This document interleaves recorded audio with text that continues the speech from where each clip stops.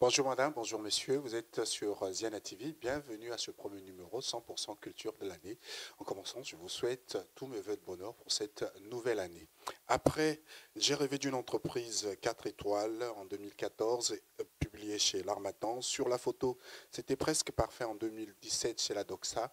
MC Mina nous revient avec un nouveau livre, Trait d'Union, du Nord au Sud, qui est un recueil de nouvelles, 3 nouvelle exactement qui nous invite, donc, qui aborde des thèmes de l'immigration et de la quête d'identité sur plusieurs continents, l'Afrique bien sûr, l'Europe et bien l'Amérique du Nord. Je reçois donc MC Mina pour ce premier numéro de l'année où nous allons parler de cet ouvrage. Bonjour MC. Bonjour Anthony.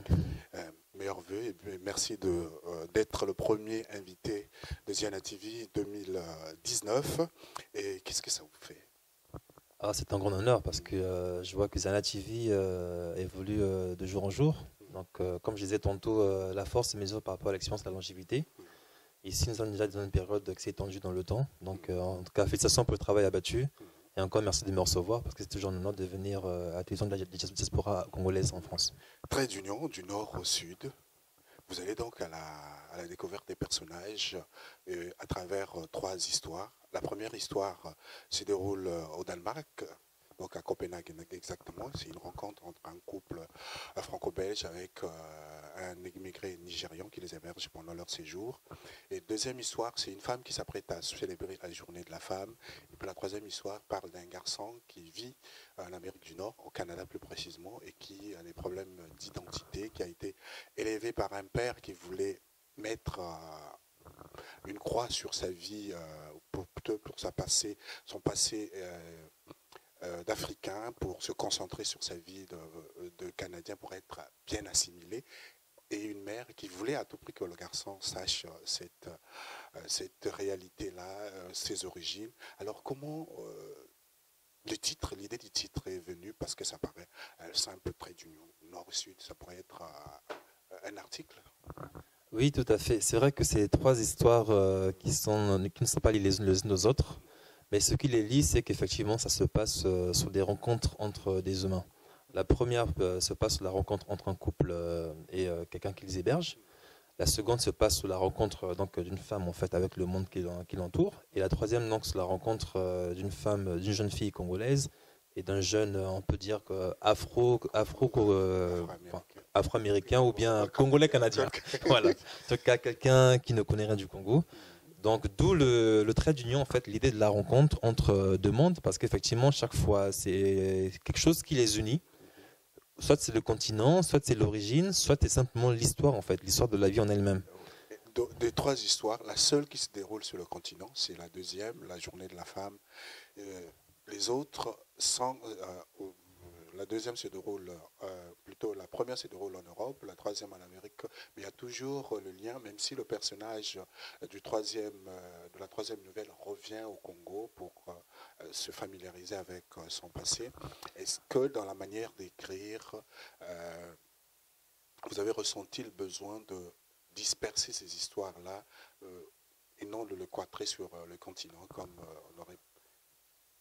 D'accord, non, effectivement, bon, la troisième, déjà, ce n'est pas que le jeune revient, c'est que le jeune vient découvrir. Parce que quand on dit qu'il revient, ça veut dire qu'il connaît déjà, mais il vient encore revoir. Or là, en fait, il n'a pas connu, il n'a jamais connu, d'ailleurs, il était écarté de cela. Donc, il vient découvrir, en fait, quelque chose qui lui est inconnu. Disons que l'écriture de ces 3 nouvelles était un peu difficile parce que, effectivement, c'est 3 nouvelles différentes. Et la deuxième, bien qu'en fait, elle se passe exclusivement en Afrique, mais elle a quand même cette tendance à vouloir en fait se porter vers l'Occident, dans le sens où on a une jeune femme qui est au Cameroun, donc qui vit la journée de la femme, qui est un sujet très important parce que c'est une journée célébrée dans beaucoup de pays. Ce n'est pas une journée de réflexion sur voilà. la femme, mais plutôt sur la fête. Effectivement, c'est une journée sur la fête, et donc c'est un fait de société. Comment peut-on parler de la journée de la femme s'il s'agit de fête ou il s'agit de réflexion? Et on voit ici que c'est une jeune fille qui a la vingtaine, il a devant elle, mais qui est entre les deux, qui est dans la fête et qui est dans la réflexion en même temps, et qui va vivre un événement qui va pousser en fait la réflexion, mais devenir en fait, une réflexion globale de société, à savoir que veut dire cette fête par rapport au monde environnant, comment la vie, concrètement qu'est-ce qu'elles attendent pour les femmes, est-ce un droit ou simplement une manière de passer une journée de fête comme toute autre. Donc c'était vraiment ça en fait, attirer le lecteur à avoir plus de réflexion par rapport à cette journée importante, parce que les femmes sont des êtres qui nous portent en fait. Exact. Et dans cette nouvelle, il y a quand même des portraits qui se croisent aux côtés du personnage principal et qui racontent la vie de certaines jeunes filles qui, qui répondent aux sirènes, qui ne pensent qu'au bien matériel, qui sont incapables de se projeter, mais qui se vivent au jour le jour. Et vous pensez concrètement que c'est cette rencontre qui amène cette jeune femme à réfléchir, à se projeter, à se questionner elle-même sur sa place au sein de cette société. Disons que c'est une femme qui, dès le départ, on la voit, elle est très intelligente. Disons parce qu'elle sait qu'elle est jolie. Pragmatique aussi. Et pragmatique, voilà. Elle sait qu'elle est jolie, elle sait qu'elle a tout, elle sait qu'elle est jeune. Donc, elle sait comment faire pour plaire dans le monde dans lequel elle évolue. Elle sait comment faire pour avoir de l'argent. Et dès le départ, elle pose très bien le cas, en fait. Elle explique ce qu'elle est. Ce qui est intéressant, c'est que pendant toute l'histoire, on ne connaît pas son prénom. On ne connaît pas son prénom parce qu'à aucun moment elle dit, mais par contre elle affirme dans l'histoire qu'elle est belle, qu'elle est jeune, qu'elle est de telle ethnie, qu'elle fait cela. On sait qu'elle est étudiante, donc forcément en plus elle est en BTS. Donc ça veut dire qu'elle a quand même de l'ambition. C'est elle qui raconte l'histoire en plus. Effectivement, et elle raconte l'histoire, mais avec des faits précis et concrets. Ces rencontres qu'elle a faites, comment ça s'est passé, comment elle est arrivée à tirer le meilleur de ce qu'elle a pu rencontrer, mais surtout comment elle va évoluer. Parce qu'en fait, on voit que l'histoire se passe au cours d'une journée, et ensuite 10 mois après. Et on voit qu'entre la journée et 10 mois après, il y a eu des choses différentes. Et tout ça, il y a eu un drame, effectivement. Et ce qui est bien, c'est que, bon, il n'y a pas que le drame, en fait, mais il y a même une réflexion sur la société qui vient s'ajouter avant le drame. C'est par exemple cette histoire de Boko Haram, qui est ce qu'on entend. Mais là, en fait, on voit que c'est très influencé dans cette journée, parce qu'on aborde la politique, on aborde la guerre, on aborde également les relations hommes-femmes, les relations qu'on peut qualifier entre guillemets de second bureau et d'époux, mais également les relations en fait de prétendants à fiancés, parce que cette femme, on découvre qu'elle est fiancée en réalité. Elle est fiancée, mais elle mène une vie à sa manière parce qu'elle est dans un pragmatisme imparable et en plus qu'on peut remettre en cause. Un pragmatisme un peu froid, un peu froid, calculateur, cynique. Mais quand on lit l'histoire, au final, on ne peut pas le lui reprocher. Exactement. Et ce qui est bien, c'est qu'en fait, c'est une histoire qui ressemble pas forcément à une fille du Cameroun, hein, mais ça peut ressembler à une fille de n'importe quel pays.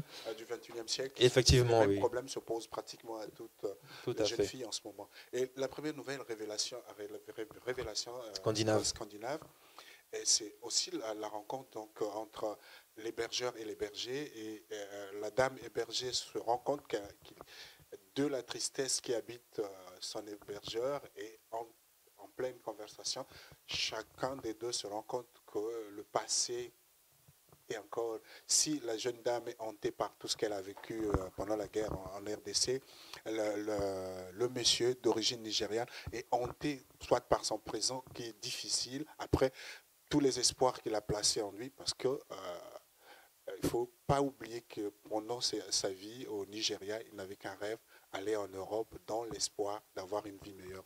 Mais une fois en Europe, ce n'est pas le cas. Ben effectivement, ça c'est une histoire qui me tenait particulièrement à cœur de raconter. Bon, vous avez vu que c'est quand même une histoire très captivante. En tout cas, beaucoup de gens l'ont apprécié d'après les premiers retours de lecture que j'ai eus. Mais on voit dedans, donc, je voulais en fait parler un peu, donc, peut-être pas en profondeur, mais brièvement de certains faits qui sont passés dans des pays comme le Congo, notamment la guerre que le Congo a vécue en 1997, mais également en RDC, vu que c'était juste avant celle du Congo-Brazzaville, et également la guerre du Biafra. Donc c'était pour montrer comment ces trois événements-là, à des endroits différents sur le même continent, a pu avoir un impact à long terme en fait sur la vie des personnes, et également le souvenir en fait déchirant des personnes qui ont fait l'aventure en fait. Tout en sachant que le Nigérian, lui, n'a pas vécu la guerre de Biafra.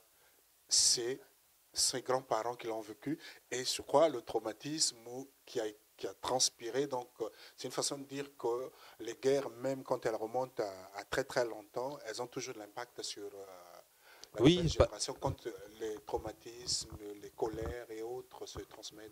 Parce que là, on pourrait dire que c'est même un traumatisme spirituel, parce que ça se transmet carrément du grand-père aux jeunes. Et on découvre en fait un jeune, bon, peut-être pas un jeune, il approche la quarantaine dans l'histoire, on peut deviner, on ne sait pas quel est son âge, mais on devine que c'est quelqu'un qui a connu une belle jeunesse, de belles aventures à Abuja, dans son pays d'origine au Nigeria, et qui a vécu certaines aventures entre, bon, d'abord l'Europe, parce que si vous voulez, en fait, il quitte d'abord pour Londres, sauf qu'il s'arrête à Paris après mes aventures. Il découvre les cellules parisiennes et finalement il se retrouve donc à sillonner l'Europe, mais dans la misère si vous voulez, hein, entre la France, l'Angleterre, l'Allemagne et jusqu'au Danemark. Et au départ, il y a un chagrin d'amour. Oui, en fait, il part pour un chagrin d'amour. Et c'est ça qui est beau dans cette histoire, c'est qu'en fait, tout ça, il le fait parce qu'il a aimé une fille en fait, en réalité. Et c'est ce chagrin d'amour parce que quelqu'un de plus puissant, de plus riche, de plus beau lui a arraché sa promise. Tout à fait. Et donc c'était en fait dans l'espoir de revenir un jour pour la récupérer. Oui, mais sauf qu'on se rend compte qu'à la fin, il ne pourra jamais la récupérer. Oui. Mais si parmi les lecteurs, le retour de lecture, les gens disent que avoir aimé cette nouvelle, mais les trois, moi, celle qui m'a captivé, c'est la troisième. D'accord. Je crois.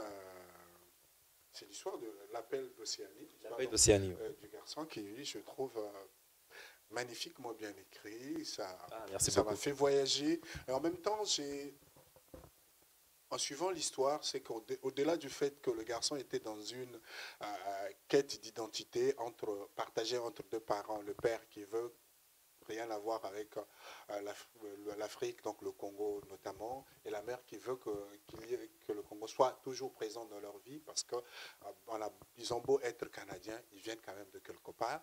Il y a cette histoire, cette rencontre avec la jeune fille, la petite histoire d'amour qui naît et qui est à l'origine en fait de tout ce qui va arriver, et puis le jeune homme qui est également dans un âge charnière où on se cherche. Tout à fait, oui. Là, c'était effectivement encore différent une fois de plus des deux autres. Bon, habituellement, je parlais beaucoup de la France, du Luxembourg, du Danemark, enfin, de beaucoup de pays. Mais là, je me suis dit, tiens, il y a une diaspora en Amérique du Nord. Bon, je ne sais pas si là-bas, il y a des écrivains qui habitent au Canada, congolais. Enfin, je n'ai pas encore entendu parler pour l'instant, à part elle m'a beaucoup aux États-Unis. Oui, il y a Natacha Pemba qui était au Canada. Oui, Natacha Pemba, les passants de Québec, et également Dangala qui vit souvent aux États-Unis, oui, effectivement. Mais c'est vrai qu'on ne parle pas beaucoup des. Bon, la seule fois que j'ai vu vraiment en fait un écrivain congolais. Binda aussi vit au Canada. Oui, oui. Mais moi personnellement, la seule fois que j'ai vu un écrivain vraiment parler du Canada ou des États-Unis, c'était pas. En fait, c'était Henri Lopez. Ouais. Henri Lopez. Souvent bien, malgré qu'ils soient au Canada ou aux États-Unis ou en France, ils écrivent toujours des histoires qui se passent. Toujours la France. Et là, je voulais en fait faire un peu différent pour une fois en fait qu'il y ait une histoire qui parle exclusivement de ce qui se passe là-bas. D'où donc cette histoire de Steve en fait. Le garçon s'appelle Steve. Et Steve a des parents qui sont de Mbinda. Mbinda encore, oui, Mbinda. qui est une commune, un village en Niari, tout près du Gabon. Ouais. D'ailleurs, je crois que c'est par là que passe la Comilogue, non? C'est comme ça que passait l'écran de Comilogue. Donc souvent, on parle de Pointe-Noire-Brazzaville, mais on ne parle pas de cette partie du pays. Donc je voulais un peu parler de cette partie du pays. Donc on découvre donc ce garçon qui est Steve, qui est effectivement partagé. C'est là encore, c'est une question en fait globale d'identité, mais également d'éducation, parce que c'est un problème que rencontrent beaucoup de nos enfants en fait. Comment élever son enfant? Comment élever son enfant? Avec l'idée de lui donner des informations, lui parler de son pays d'origine, ou bien de le laisser s'adapter. Mais même quand on a ces difficultés, on se rend compte qu'à un certain âge, les enfants ont toujours besoin de savoir d'où ils viennent et comment les choses se passent. Tout à fait, parce qu'on ne veuille ou pas, en fait, notre peau est noire. Donc, quelque part, le continent mer reste notre attrait principal.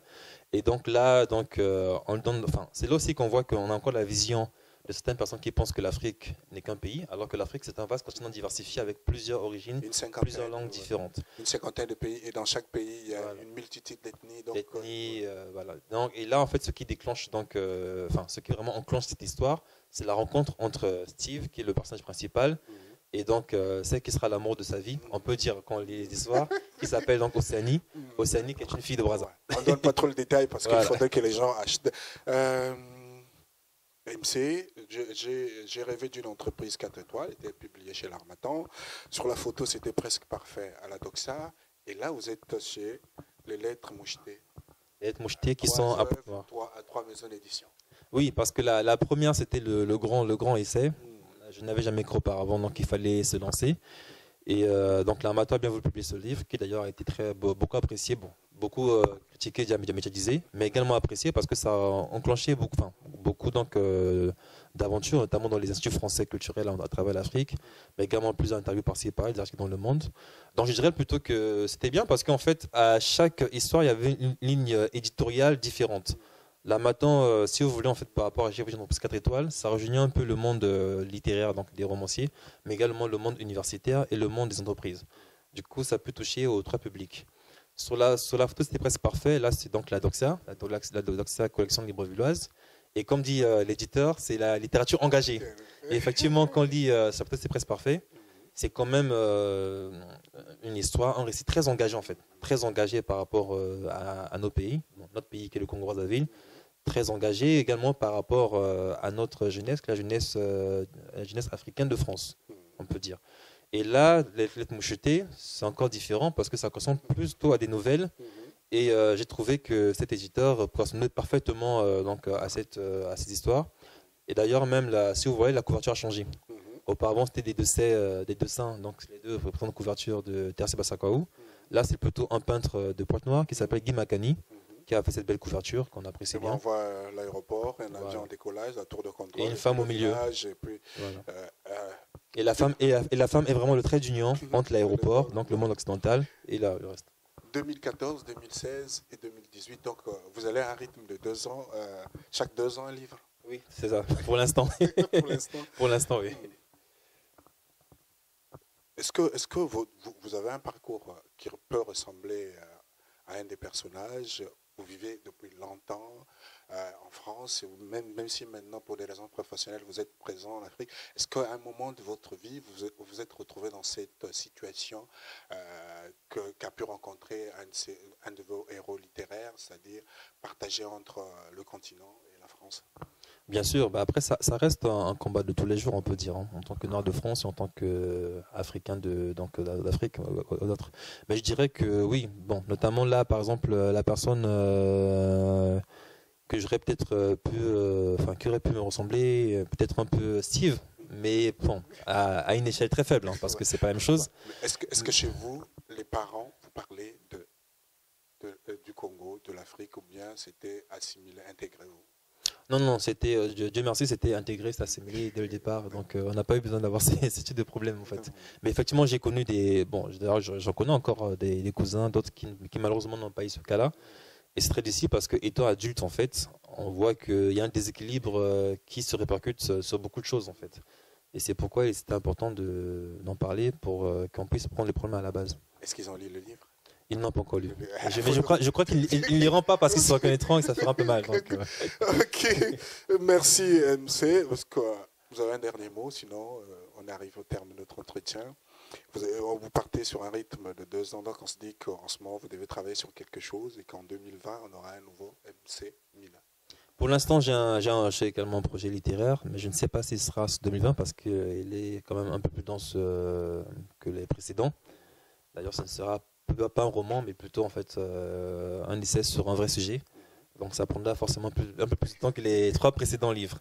Mais bon, c'est un beau livre qu'il faut découvrir en librairie, en magasin, donc que le public, la diaspora, n'hésite pas à le découvrir.